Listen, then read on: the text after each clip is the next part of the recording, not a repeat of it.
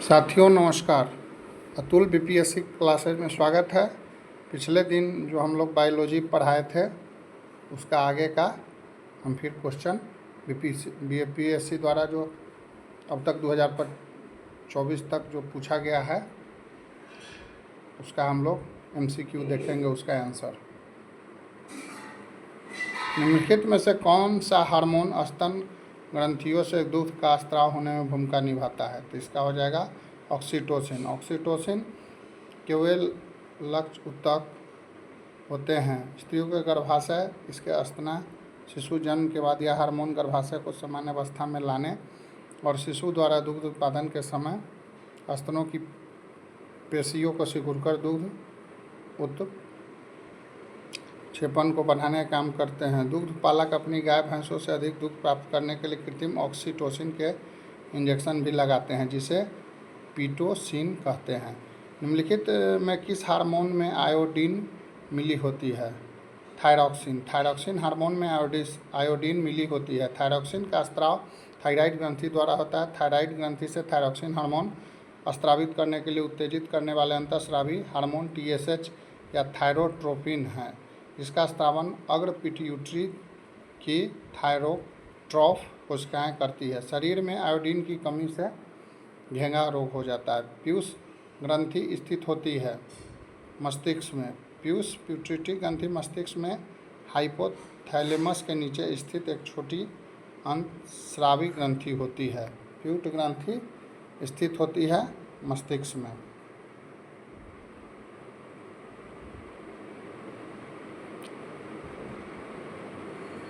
सहज प्रणाली मुख तंत्रिका प्रणाली का एक भाग है। यह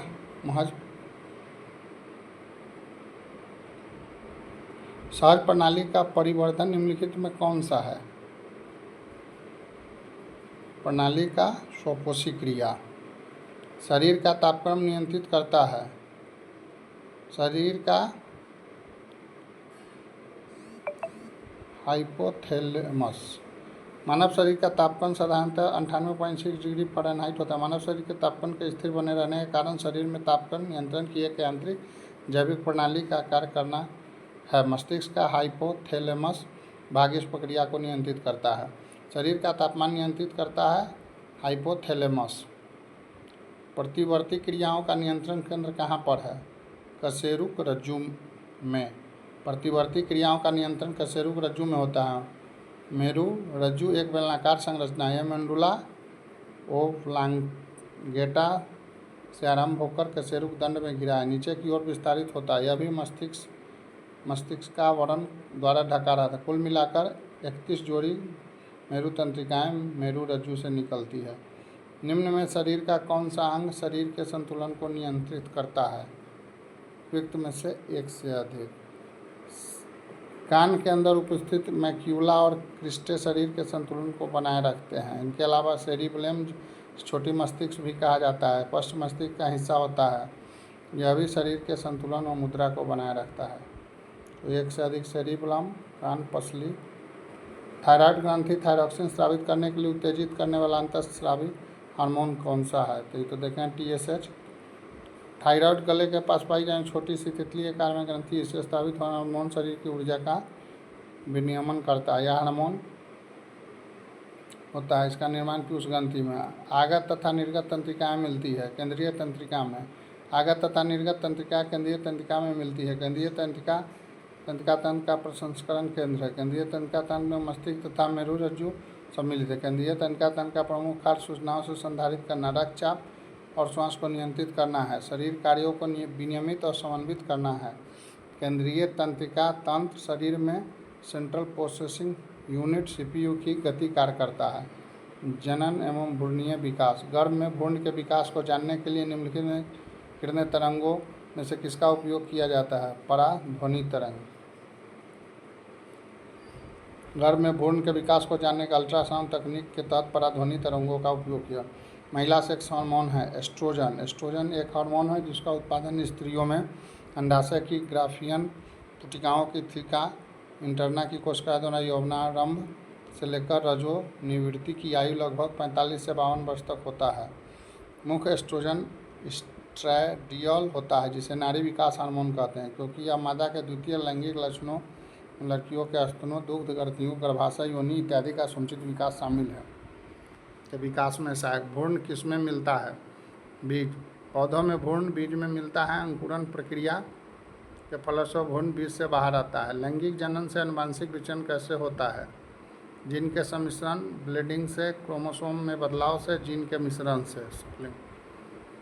निषेचन की क्रिया कहाँ पर होती है? अंडवाहिनी में। मानव में आंतरिक निषेचन होता है। मथुन क्रिया द्वारा नर युवक शुक्राणु स्त्री जननांग में प्रवेश करते हैं।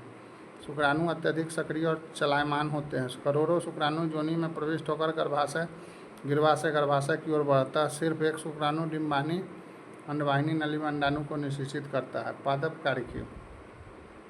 प्रकाश संश्लेषण होता है क्लोरोप्लास्ट में। क्लोरोप्लास्ट नामक कोशिकांग में जैव रासायनिक क्रिया प्रकाश संश्लेषण से क्लोरोप्लास्ट में हरे रंग का वर्णक क्लोरोफिल पर्णहरिम पाया जाता है। प्रकाश संश्लेषण उपोत्पाद है O2। प्रकाश संश्लेषण वह क्रिया जिसमें पौधों के हरे भाग सूर्य से प्रकाश ऊर्जा को ग्रहण कर वायु से ली गई कार्बन डाइऑक्साइड, मृदा से शोषित जल द्वारा कार्बोहाइड्रेट का निर्माण करते हैं एवं ऑक्सीजन O2 को अप्रधान रचना उपोत्पाद के रूप में बाहर निकालते हैं। प्रकाश संश्लेषण की संपूर्ण क्रिया को निम्नलिखित अभिक्रिया द्वारा प्रदर्शित किया जा सकता है। C6O2 + 12H2O प्रकाश पर्णहरिम, C6H12O6 CH2O + 6O2। साइटोप्लाज्म के अंदर प्रकाश संश्लेषण की अंधेरी अभिक्रिया का वास्तविक स्थल है स्ट्रोमा। साइटोप्लाज्म के अंदर प्रकाश संश्लेषण की अंधेरी अभिक्रिया को ब्लैकमैन अभिक्रिया भी कहते हैं। यह क्रिया क्लोरोप्लास्ट के स्ट्रोमा में संपन्न होती है, क्योंकि इसमें ऐसे एंजाइम भाग लेते हैं कि जो कि वातावरण के लिए CO2 का अपचयन करके शर्करा में परिवर्तित करते हैं। साइटोप्लाज्म के अंदर प्रकाश संश्लेषण की अंधेरी अभिक्रिया का वास्तविक स्थल है स्ट्रोमा। सौर ऊर्जा ATP में बदलती है क्लोरोप्लास्ट में। क्लोरोप्लास्ट में सौर ऊर्जा ATP में बदलती है। श्वास प्रक्रिया के लिए कौन सा कथन सत्य है? ऊर्जा स्रावित होती है ATP के रूप में। श्वसन प्रक्रिया के तहत ऊर्जा स्रावित ATP के रूप में भंडारित होती है। सजीव कोशिकाओं में भोजन के ऑक्सीकरण के फलस्वरूप जिस प्रक्रिया के द्वारा ऊर्जा उत्पन्न होती है उसे कोशिकीय श्वसन कहा जाता है। इस प्रक्रिया के दौरान निर्मुक्त ऊर्जा को ATP जैव अणु में संग्रहित होती है।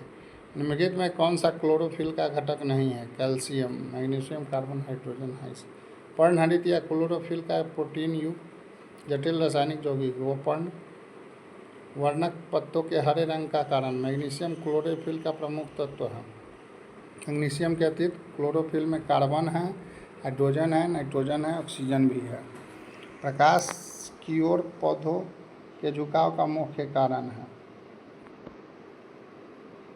प्ररोह के छायादार भाग की ओर ऑक्सीजन का विसरण। ऑक्सीजन प्रवाह की नोक पर संश्लेषित होते हैं। कोशिकाओं और दीर्घ समय तक बढ़ने में मदद करते हैं। प्रकाश पौधे के एक तरफ से आता है तो ऑक्सीजन प्रवाह के छायादार भाग की तरफ विसरित हो। ऑक्सीजन की यही सांद्रता दीर्घ समय तक वृद्धि करने के लिए कोशिकाओं को प्रवाह के उस हिस्से तक की तरफ प्रेषित करता है जो प्रकाश के दूर होता है। इसलिए प्रकाश की तरफ पौधा झुका हुआ। पानी मिट्टी से जड़ों में जिस भौतिक प्रक्रिया द्वारा गुजरता है उसे कहते हैं परासरण। पानी जो है मिट्टी से जड़ों में जिस भौतिक प्रक्रिया उसे कहते हैं परासरण। पानी मिट्टी से जड़ों में परासरण होता है। क्लोरोफिल में कौन सा धातु आयन पाया जाता है? Magnesium. Chlorophyll magnesium ion chlorophyll में पौधों में उपस्थित हरा प्रकाश संश्लेषक वर्णक है। यह प्रकाश ऊर्जा को प्रकाश संश्लेषण क्रिया के माध्यम रासायनिक ऊर्जा में बदलने की प्रक्रिया की शुरुआत करता है। पौधों एवं पेड़ों का खाना तैयार करने की प्रक्रिया कहलाती है फोटोसिंथेसिस। हरे पादप स्वपोषी होते हैं। प्रकाश संश्लेषण फोटोसिंथेसिस की क्रिया द्वारा संश्लेषण करते हैं। प्रकाश संश्लेषण से अभिप्राय प्रकाश की सहायता से खाद्य का संश्लेषण। एक ऐसी क्रिया जिसमें पादप सूर्य के प्रकाश, पर्णहरित क्लोरोफिल, CO2 और जल स्तर H2O का उपयोग खाद्य संश्लेषण के लिए करते हैं। निम्नलिखित में से किसके लिए प्रकाश संश्लेषण में क्लोरोफिल का उपयोग किया जाता है? प्रकाश को अवशोषित करना। क्लोरोफिल सूर्य के प्रकाश के डैश तरंगदैर्घ्य को अवशोषित करता है।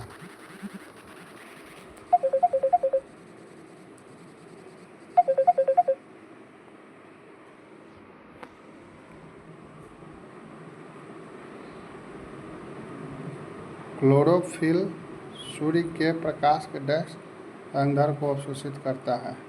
लाल और नीले। क्लोरोफिल एक रासायनिक फोटो रिसेप्टर प्रकाशग्राही है जो पौधों में प्रकाश संश्लेषण के लिए प्रकाश को रोकता है। यह दृश्यमान प्रकाश स्पेक्ट्रम को लाल लंबी तरंगदैर्घ्य और नीले लघु तरंगदैर्घ्य क्षेत्रों में प्रकाश को अवशोषित कर। हरा प्रकाश अवशोषित नहीं हो बल्कि परावर्तित हो जाता है, इसी कारण कोई पौधा हरा दिखाई देता है। क्लोरोफिल सूर्य के प्रकाश के डैश तरंगदैर्घ्य को अवशोषित करता है।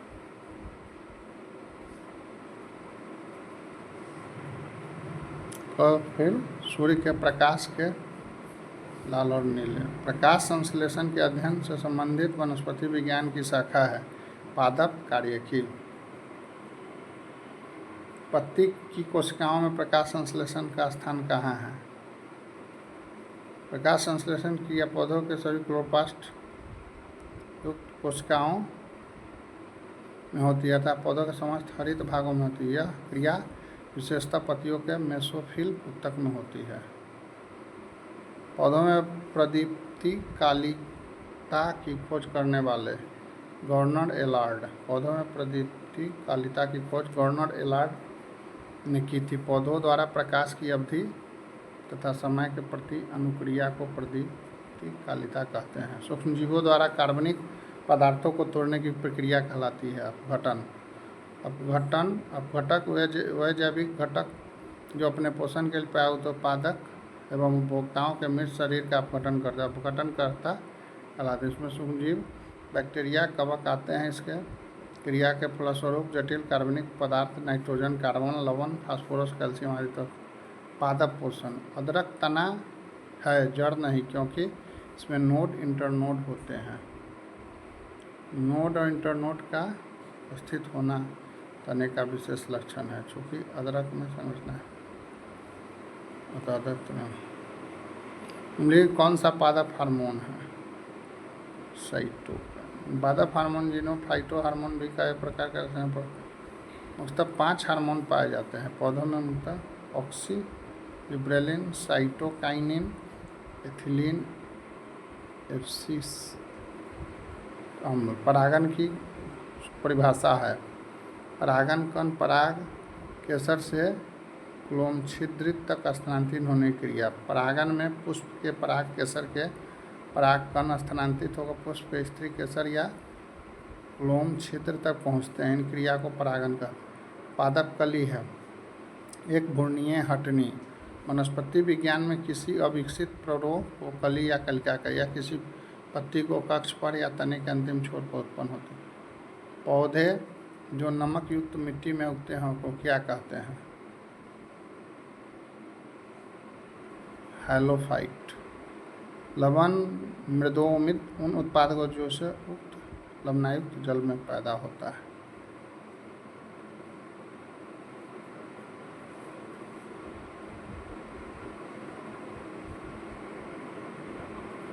लवणता युक्त वातावरण प्रेमी पौधों को क्या कहते हैं? लवण मृदोभिद।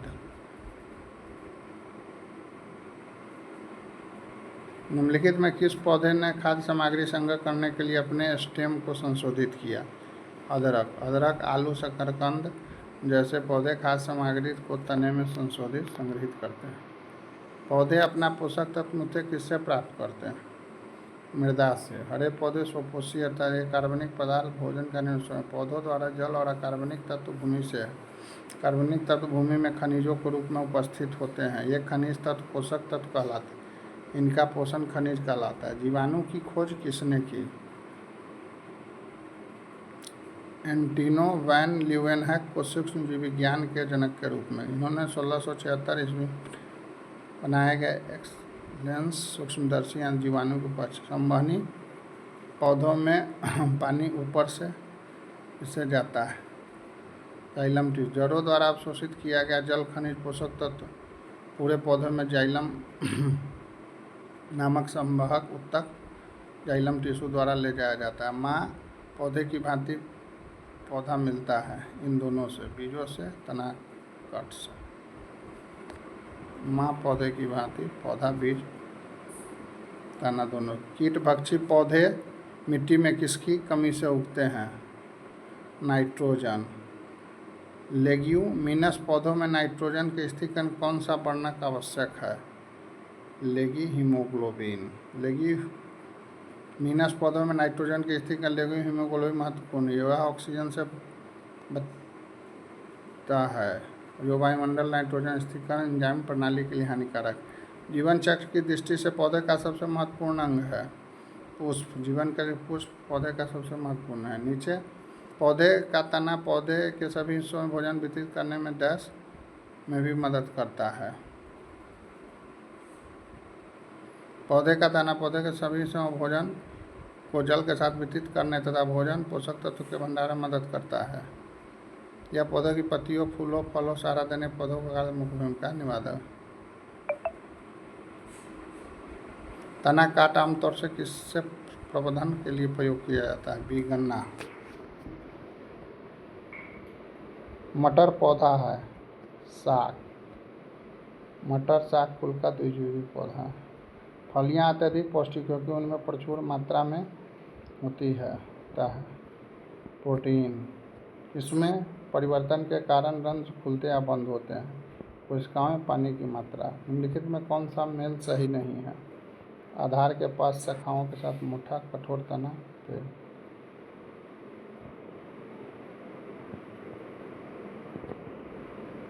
आधार के पास शाखाओं में मोटा कठोर तना पेड़ नहीं, झाड़ी होती है। सक्शन पुल के कारण पेड़ों में पानी बहुत ऊंचाई तक पहुंच जाता है। इसका कारण है बाष्पोत्सर्जन। लीची का खाद्य भाग है एड़ी।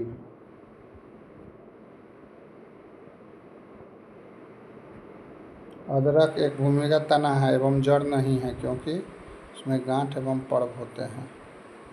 जल परागित पुष्पों में पराग कण होते हैं सूखे। पौधों की जड़ों में मृदा से जल प्रवेश का कारक है ऑस्मोटिक दाब।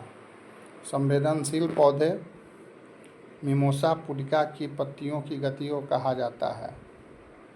संवेदनशील पौधे मिमोसा पुडिका की पत्तियों की गति को सिस्मोनेस्टी कंचनशील अनुक्रिया कहा जाए। यह कुछ पौधों में पाई जाने वाली विशेषता है जिससे पौधों को छूने के बाद हिलने पर होती है। निम्नलिखित में कौन सा एक वानस्पतिक हार्मोन है? साइटोकाइनिन। निम्न कौन सा एक सच्चा फल नहीं है? सेब। जब फल के निर्माण में अंडाशय के अलावा कुछ अन्य भाग भी हैं तो ऐसे फल को सत्य फल कहते हैं। उदाहरण सेब, काजू, नाशपाती। सेब, काजू, नाशपाती। Pine, fir, spruce, cedar, larch, cypress आदि मशहूर लकड़ी उत्पादक पौधों से बहुत से भारत के पहाड़ी क्षेत्रों में ये सभी क्या कहलाते हैं? अनावृतबीजी। Pine, fir, spruce, cedar, larch, cypress आदि मशहूर लकड़ी उत्पादक पौधे हैं। ये पर्वतीय वन के अंतर्गत पाए जाते हैं। कोनधारी वृक्ष है। ये सभी अनावृतबीजी। फूल का डैश फल बनाता है? अंडाशय। फूल के पौधे का जनन अंग होता है। फूल में बाह्य दलपुंज, भूमंग, जायंग। इसमें भूमंग नर जननांग का भाग है, जायद मादा जननांग का भाग है। जायद में अंडा 3 बार। अंडाशय, वर्तिका और वर्तिकाग्र। फूल का अंडाशय बाद में चलकर फल का स्वरूप। आर्थिक महत्व। लौंग एक मसाला पौधे के किस भाग से प्राप्त होता है? फूल की कली।